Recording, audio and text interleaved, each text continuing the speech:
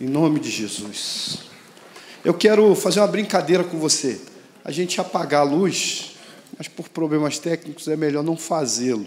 Então eu quero que você feche seus olhos agora. Fecha mesmo. Eu vou ficar vigiando para ver se tem alguém com o olho aberto. Fecha, mas assim, aperta de doer. E ainda bota a mão na frente assim, para você não enxergar nada. Amém? Fechou bem? Amém? Então pode abrir agora e olhar a tela. Do princípio criou Deus os céus e a terra era sem forma e vazia. E o Espírito de Deus pairava sobre a face do abismo. E disse Deus, haja luz, e houve luz. Vamos repetir esse final? Disse Deus, haja luz, e houve luz. Se você estudar a Bíblia profundamente, meu irmão, você vai descobrir que esse versículo resume toda a história da humanidade da Bíblia. Deus não criou uma coisa sem forma e vazia. Deus não criou uma coisa em trevas. Houve uma guerra. Houve uma destruição. E Deus resolveu estabelecer, a partir da sua palavra, a luz sobre a terra, sobre a humanidade e restaurar tudo. E eu quero essa noite falar com você sobre luz e trevas. E eu quero falar com você sobre... vamos ver, luz para todos. Eu peguei emprestado isso aí da empresa que eu trabalho, esse tema, Luz para Todos.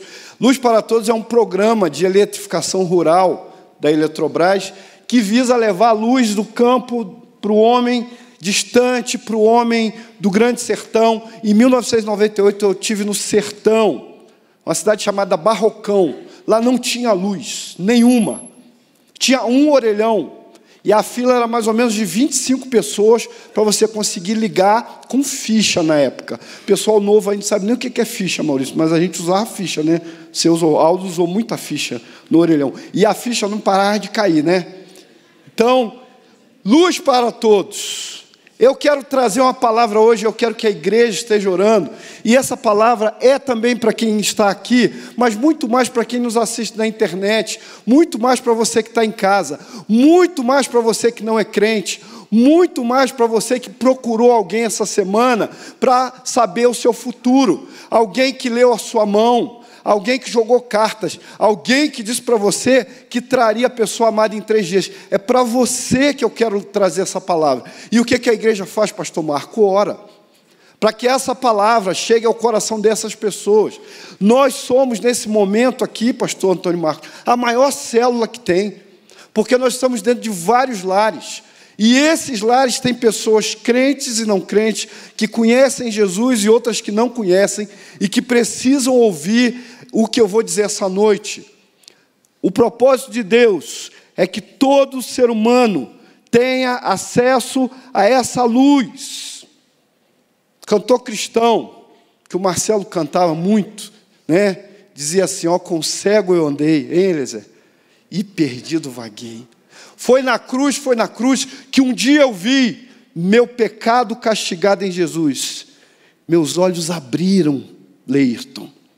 Os olhos do homem que recebe a luz de Jesus, eles se abrem, eles são abertos. De repente, ele não enxergava e passa a enxergar. Triste é quando a pessoa enxerga e para de enxergar. Eu vi minha avó, com idade avançada, ficar cega por causa do diabetes em casa. É muito triste uma pessoa que sabe ler, que vê a luz, de repente não enxerga mais nada. Ela não conseguia mais enxergar e ela sofreu muito por causa disso.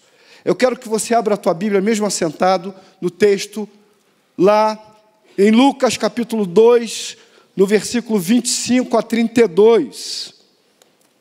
Lucas, capítulo 2, 25 a 32. Esse texto fala de um homem. Esse homem é Simeão. Simeão é um daqueles personagens, pastor Cleiton, da Bíblia, que não tem grande renome, que não tem uma grande história, que não tem grandes feitos, mas é o cara da Copa do Mundo que entra para fazer um gol. Ele está no banco de reserva, entrou e fez um golaço. Assim como o Barnabé, assim como o Onesíforo, existe Onesíforo, depois você vai lá e procura.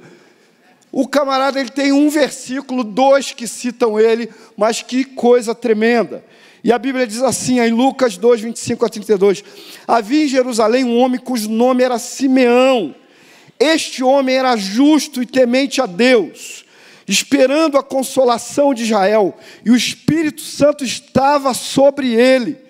E fora-lhe revelado pelo Espírito Santo que ele não morreria antes de ter visto o Cristo do Senhor. E pelo Espírito foi ao templo, e quando os pais trouxeram o menino Jesus para com ele procederem segundo o uso da lei, ele então o tomou em seus braços e louvou a Deus e disse: agora, Senhor, despedes em paz o teu servo, segundo a tua palavra, pois já os meus olhos viram a tua salvação, a qual tu preparaste perante a face de todos os povos, luz para iluminar as nações e para a glória de teu povo Israel. Amém? Amém. Diga comigo, luz, para iluminar as nações. E feche seus olhos. Senhor, em nome de Jesus, nós tomamos a tua palavra e te pedimos, aplica aos nossos corações e ao coração das pessoas que estão nos vendo agora pela internet e aquelas que ainda verão essa palavra.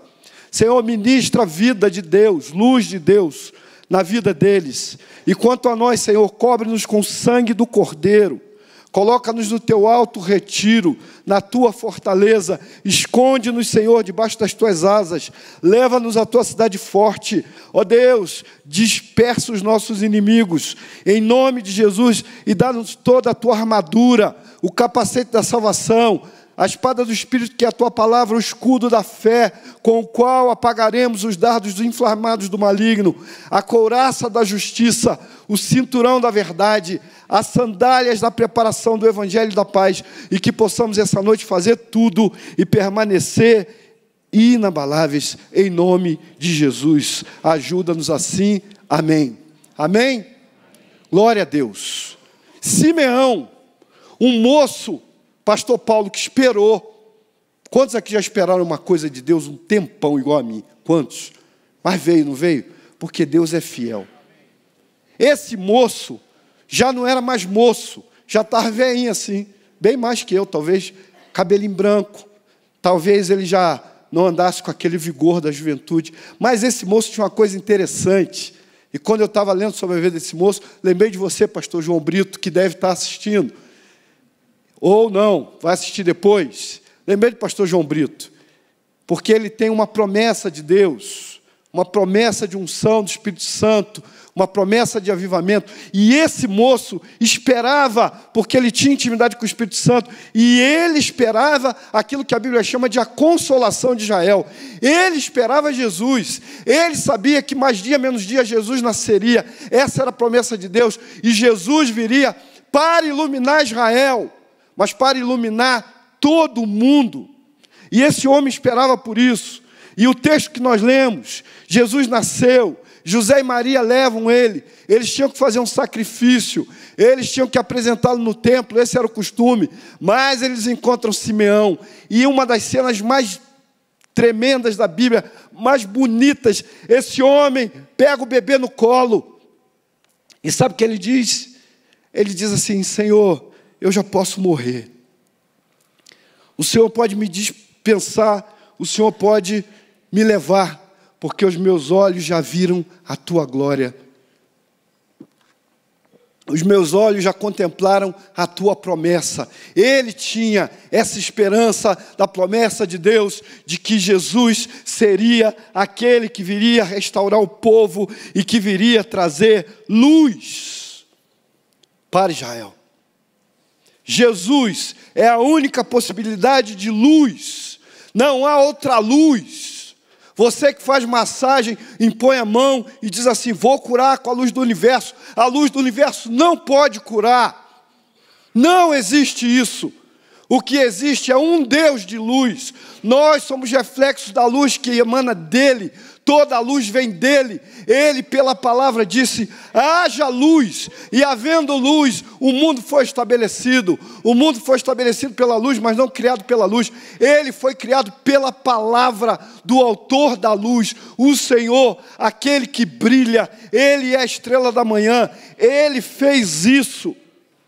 E eu quero essa noite, então, falar com você sobre algumas verdades sobre luz e trevas. Não tem esse papo de yang e yin, de que tem um pouquinho de luz aqui e um pouquinho de escuridade na luz e um pouquinho de luz na escuridade. Não tem. Devia ser duas bolinhas, uma branca e uma preta. Ou tem luz ou está em trevas. Quando Deus olha lá de cima, eu sei que você encarna na gente que é careca, né, pastor Marco? Deus não vê. Olha lá, pastor Marco careca, Marivaldo careca, né? Antônio Marco tem cabelo, Marcelo tem...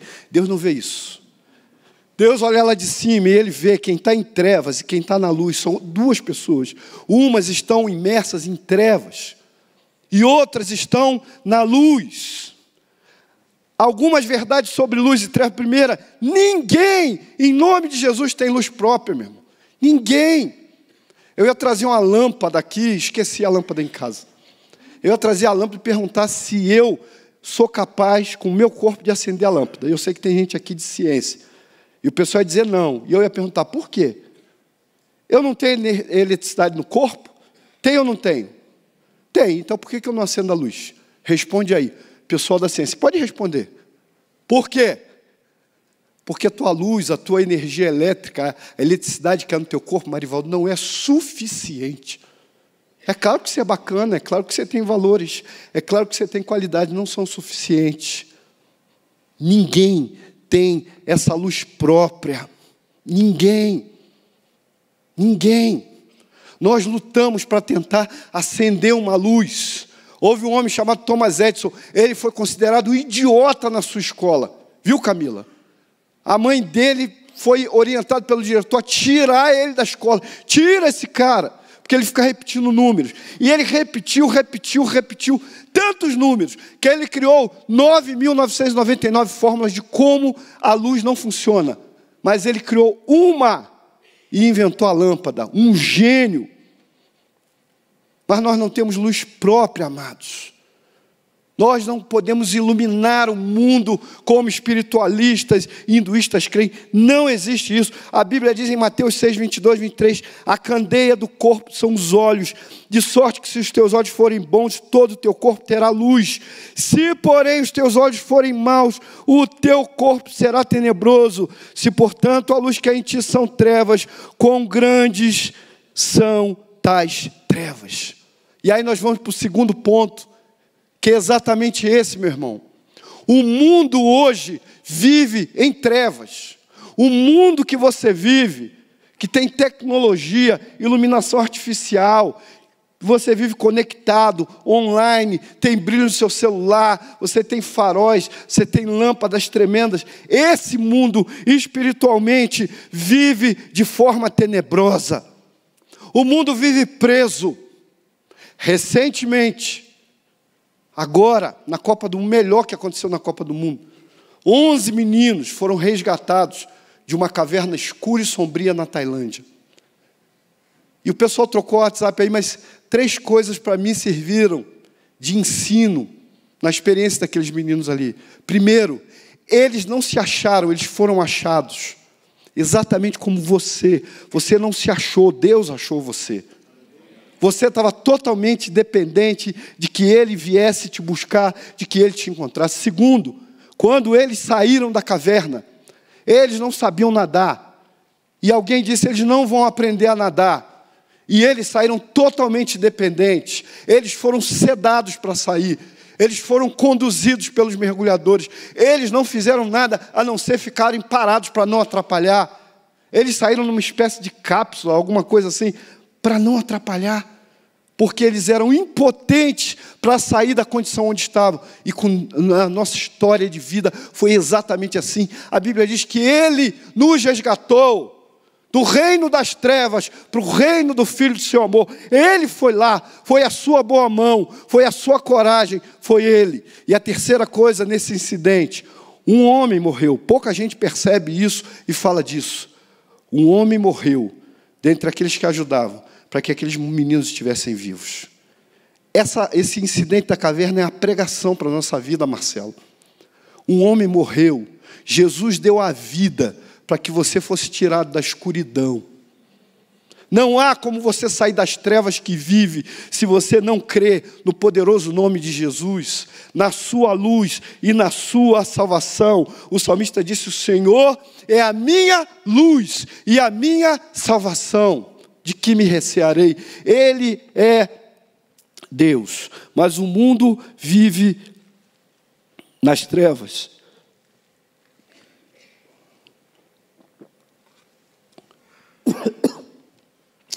É importante que a gente tenha em mente que nós vivemos como que olhando para sombras. O mundo vive como se olhasse para sombras. Muitos aqui, a maioria de nós já leu o mito da caverna de Platão. E é simples, o mito da caverna é um texto interessantíssimo. Homens viviam por muito tempo presos dentro de uma caverna. Eles estavam como que acorrentados, e atrás deles tinha uma fogueira, de sorte que eles olhavam para a parede daquela caverna, e ali eles só viam sombras, e eles só conheciam uns pelos outros pelas sombras. Mas a história é mais ou menos assim. Se tiver um filósofo aí, depois me corrige. Um deles consegue se desvencilhar das correntes, dos grilhões, e sai daquela caverna, e anda, e sai, e passa por espinhos, por vales, por buracos, mas consegue sair, e chega lá fora, vê a luz, vê cores, vê a natureza, vê o sol, vê animais. Ele fica muito impressionado, e ele diz: eu vou voltar lá, e vou contar para eles o que aconteceu. E ele volta, e conta, e eles dizem assim: você está louco, isso não existe beleza, não existe cores, não existe um mundo lá fora, não existe um sol maravilhoso, não existe lindos animais de estimação, nada disso, não existem cachoeiras, nada. O que existe são sombras, nós só conhecemos sombras. E a pena para quem enlouquecia ali era a morte. É mais ou menos assim. E é mais ou menos assim que o crente vive. Ele conseguiu sair da caverna e mostrar e falar para o mundo que há trevas. Há trevas no mundo. O Deus deste século, diz a Bíblia, cegou-lhes o entendimento. O texto bíblico de João 3,19 diz: a condenação é esta: a luz veio ao mundo e os homens amaram mais as trevas do que a luz, porque as suas obras eram más. Porque todo aquele que faz o mal odeia a luz e não vem para a luz, para que as suas obras não sejam reprovadas.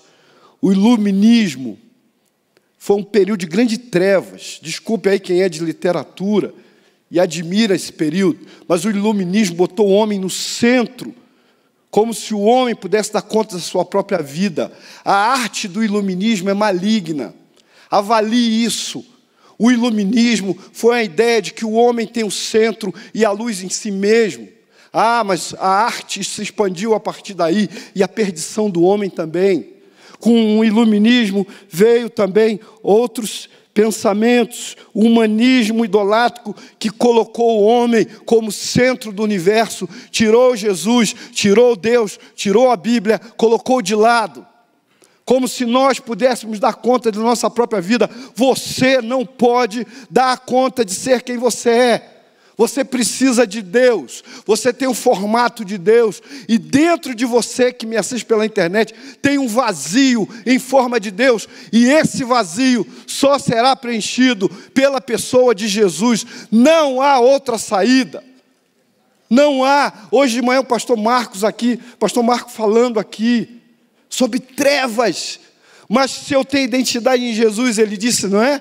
A minha luz vai brilhando e eu vou encarando as trevas, e as trevas vão recuando e eu vou vencendo. É isso que a Bíblia diz. Há uma luz, e essa luz está em Cristo Jesus.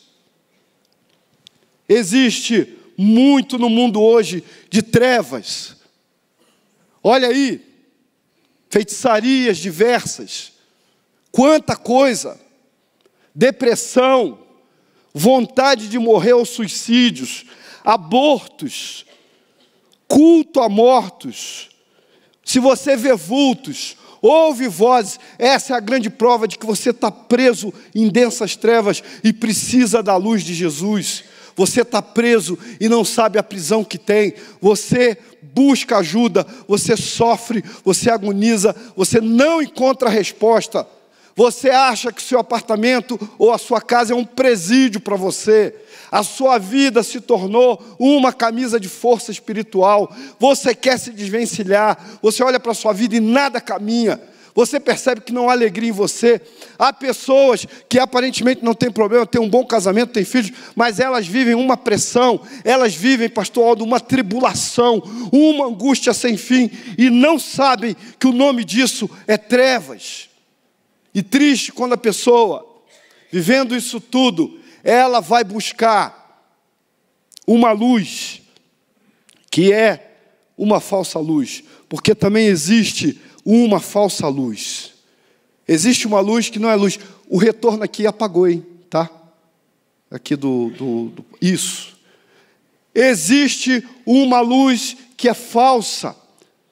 A palavra diz assim: mas ai daqueles que chamam trevas, mas ai daqueles que chamam mal em bem, ou põem trevas por luz, e luz por trevas, e o amargo por doce, e o doce por amargo. A Bíblia diz que o próprio Satanás se transfigura em anjo de luz. Nem tudo que parece belo é, nem tudo que reluz é ouro, e nem tudo que balança cai. Há muita mentira dentro da religiosidade. Eu estava na casa do Alemão, que é uma casa de comida lá do Rio de Janeiro, famosa, na Via Dutra uma vez.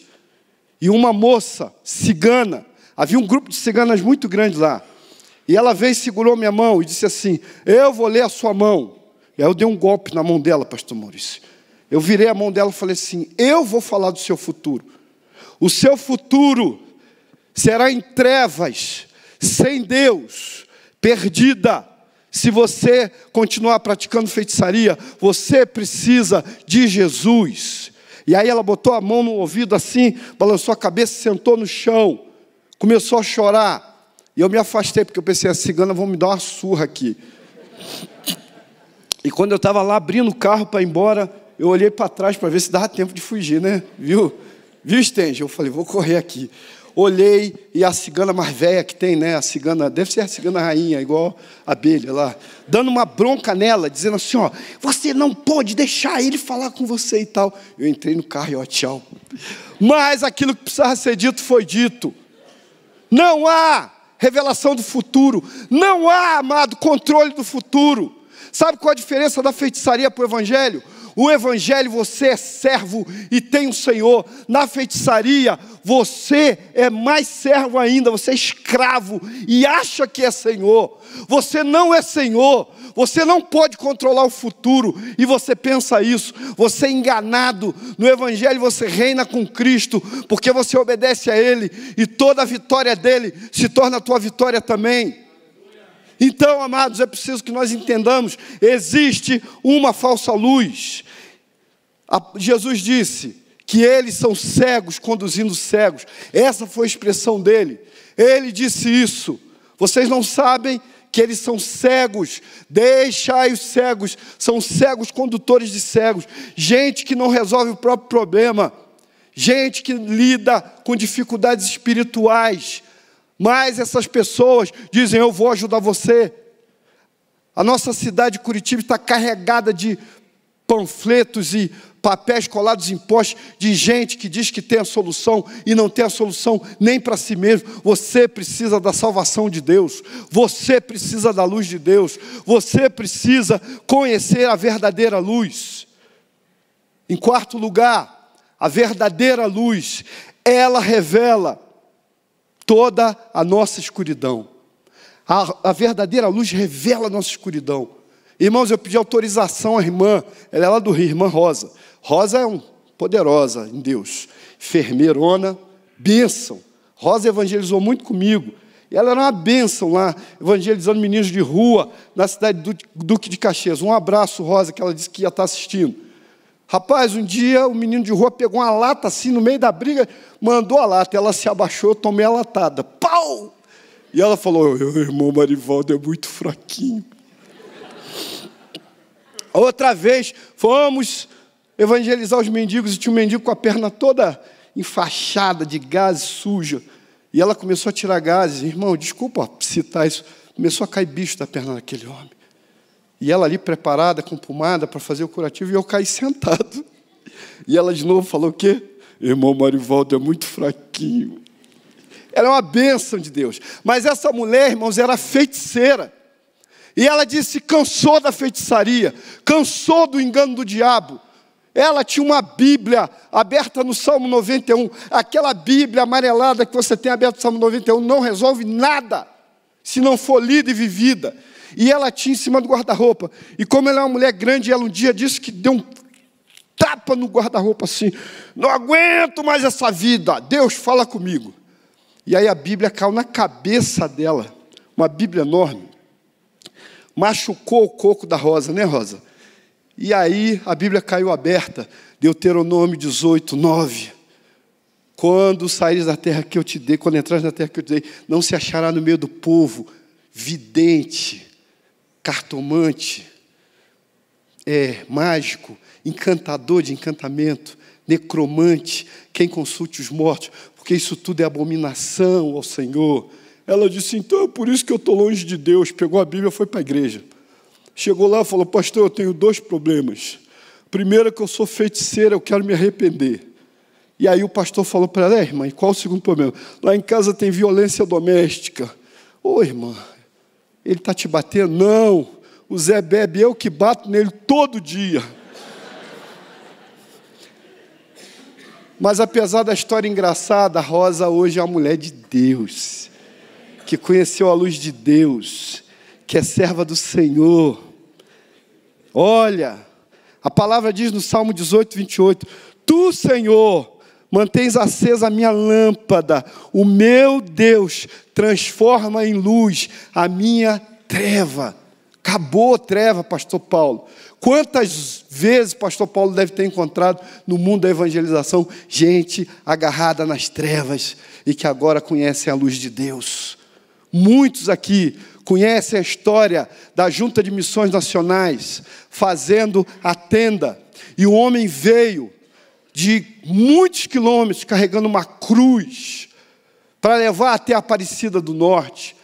E ele para beber água, e os seus pés estão sangrando, as suas costas sangrando por causa daquela cruz. E ele entra naquela tenda, pastor Alto, ele ouve de Jesus, ele ouve que Jesus carregou a cruz por ele, ele ouve que ele pode receber a salvação ali, basta ele entregar a vida a Jesus, não há mais sacrifício a ser feito, ele entrega a sua vida a Jesus, e quando ele sai, ele olha para aquela cruz que ele vinha carregando e diz assim, ó, isso aí vocês jogam fora para mim. Eu vou voltar para casa, minha família precisa saber que alguém já carregou a minha cruz. Isso é luz, irmão. Isso é luz. E nós precisamos de luz. Muitos vivem fugindo da luz. É mais cômodo viver nas trevas. Qual é o atrativo da escuridão?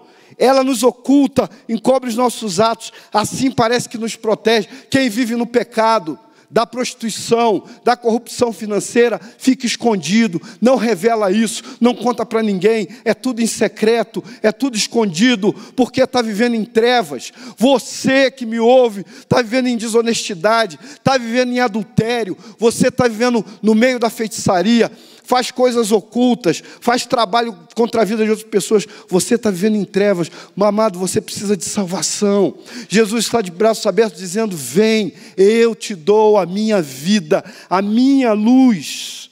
Há um propósito de Deus na história da humanidade, há um propósito daquele que é o autor da luz. Qual o propósito do autor da luz? Ali diz, até que o dia amanheça e a estrela da alva apareça em vossos corações. Deus não vai sossegar, se eu posso dizer isso, enquanto todo homem não tiver oportunidade de recebê-lo e de ser livre dos seus grilhões, das suas cadeias, da sua prisão emocional, da sua prisão espiritual, da sua feitiçaria, da mentira religiosa, de crer em coisas e ritos que podem salvá-lo. Não há, só o Senhor é Deus, só Ele tem a salvação, só Ele pode entrar na caverna da tua vida, você é dependente dEle, Ele deu a sua vida por você, e Ele quer salvá-lo essa noite. Creia nessa palavra em nome de Jesus. Como uma luz alumia em lugar escuro, até que o dia amanheça e a estrela da alva apareça em vossos corações. Há alguns propósitos, há pelo menos 4 propósitos de Deus na vida da humanidade. Primeiro, que todos nós possamos conhecer a verdadeira luz. Que conheçam a verdadeira luz. Essa é a vontade dele. Homens que estavam em trevas, diz a palavra, viram uma grande luz. Os homens estavam em trevas, os homens não podiam ver a luz. Não foi só Simeão, toda a humanidade estava em trevas e toda a humanidade conheceu a luz de Deus. Jesus é a luz de Deus, Ele é a estrela da manhã, Ele é a luz para todos os homens, Ele é a salvação, Ele brilhou no céu para que todo homem olhe e saiba a salvação em Cristo Jesus. A gente muito perdido, irmãos, a gente vivendo dentro de cova. Alguns anos atrás, Eliezer foi dessa igreja amada lá do Rio de Janeiro. Eu era de uma igreja lá no Rio de Janeiro, amada de Deus. E tinha um moço lá, falecido, pastor Moisés Malafaia, um tremendo homem de Deus. E eu estava evangelizando com ele no cemitério. E dentro do cemitério, dia 2 de novembro, a gente ia para lá ganhar almas para Jesus. E tinha uma cova cavada.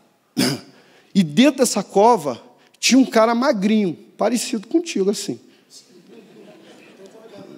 O cara estava com uma cartola preta e vermelha, com uma capa preta e vermelha, e como o pastor Moisés era vascaíno, ele me cutucou assim e falou assim, olha lá, só podia ser flamenguista.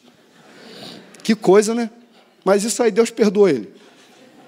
E aquele moço dentro da cova, gente, com a mão assim, ó, estendida, e pessoas passavam e colocavam um nome de pessoas ali, para aquele moço amaldiçoar. Você sabe o que ele fez? Moisés foi até aquela cova e pulou dentro da cova, junto com aquele moço, e abraçou ele. O poder do Espírito Santo de Deus na vida do homem é tão grande, aquele homem não reagiu, não fez nada.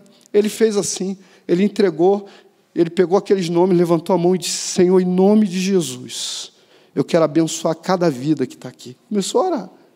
E eu e mais meia dúzia ficamos assim, ó. Ele tirou aquele moço da cova, trouxe para o meu lado, e ele falou, vou deixar ele aqui porque é flamenguista, o tempo todo. Uma boa, gente. Uma boa. Abraçou aquele moço, amou aquele moço, falou de Jesus para aquele moço. Aquele moço estava ali, em trevas, tentando levar outras pessoas à perdição. Propósito de Deus, conheça a verdadeira luz. Outro propósito de Deus, que você creia na verdadeira luz. Há uma luz de verdade, há uma luz que brilha. Há uma luz que ofusca os nossos olhos. Todos os homens da Bíblia, sem exceção, leia lá os profetas, os grandes homens, como Daniel, como Ezequiel e outros, quando viam a manifestação de Deus, dizia assim, então eu vi pastor Herbem, e o seu rosto brilhava, e era reluzente, e eu não pude me conter de pé, porque havia uma luz nele que me cegava os olhos. Eles tiveram experiências profundas com uma luz que é a verdadeira luz. Jesus disse, eu sou a luz do mundo. Eu sou a luz do mundo. Aquele que me segue não andará em trevas. Mas quem não segue a Jesus está em trevas, está perdido, não consegue caminhar. O ateísmo não vai te levar a lugar nenhum. A feitiçaria não vai levar você a lugar nenhum. Crer em reencarnação não vai levar você a lugar nenhum. Apenas crendo no nome de Jesus Cristo, você poderá ser salvo e ter a vida eterna. Não há outra possibilidade, não há um atalho, não há um desvio, não há um jeitinho, não há, amado. Em nome de Jesus, creia.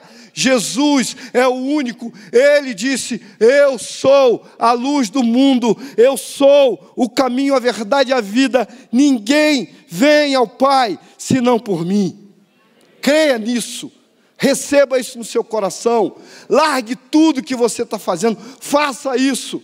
Largue isso tudo, deixe isso. Essa religião tem enganado você. Todas as religiões podem enganar, mas Cristo Jesus, o Deus vivo, Ele é a tua salvação, Ele é o Senhor, Ele redime o homem do pecado, Ele tira o homem do monturo, Ele levanta o caído e abatido, Ele dá vida àquele que está morto. Que coisa tremenda! Meu primeiro sermão, pastor Paulo, foi o filho da viúva de Naim.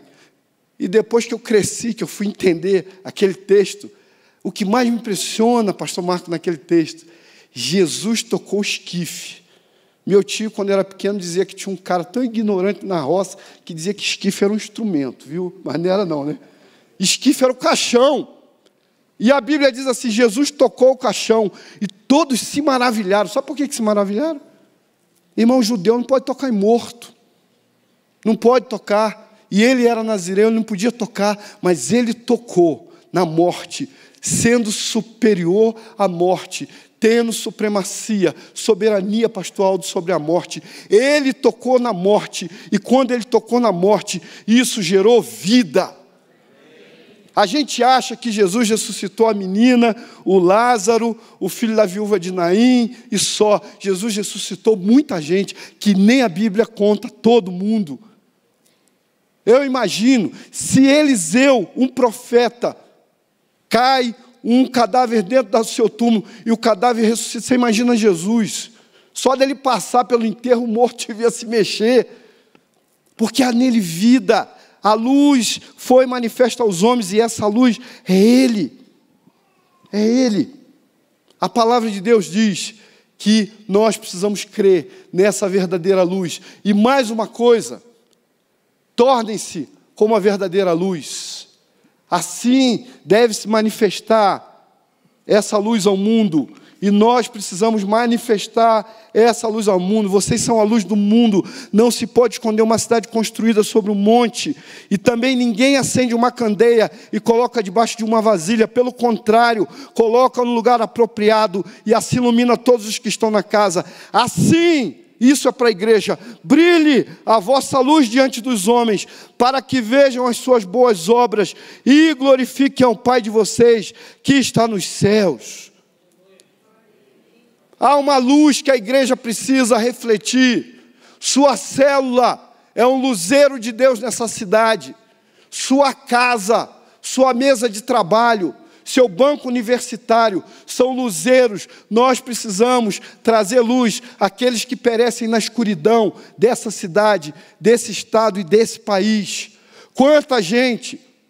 Se fala um monte de coisa de Brasília, se fala da corrupção financeira, se fala até da imoralidade sexual, de que eles contratam prostitutas, e tem até prostitutas famosas em Brasília, mas pouca gente fala sobre a feitiçaria que há naquele lugar.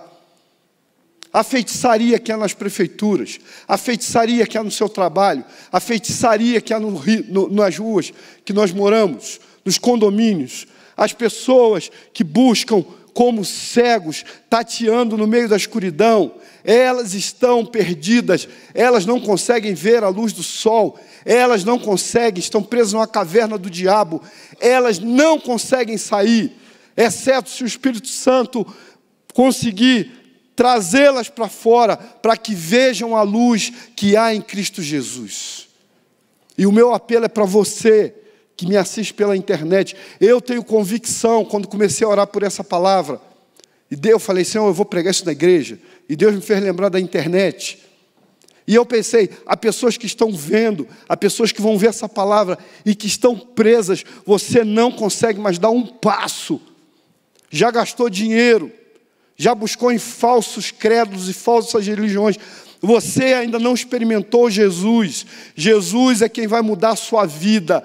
Jesus é aquele que transforma a vida de uma pessoa que vive na feitiçaria, que vive na idolatria, que vive no engano, que vive nas clínicas de aborto, que vive preso ou presa na mentira. Você não aguenta mais a vida que vive, porque você precisa de uma nova vida, e essa nova vida só Jesus Cristo pode te dar. Essa noite eu quero te convidar a receber isso. Em último lugar, propósito do autor da luz é que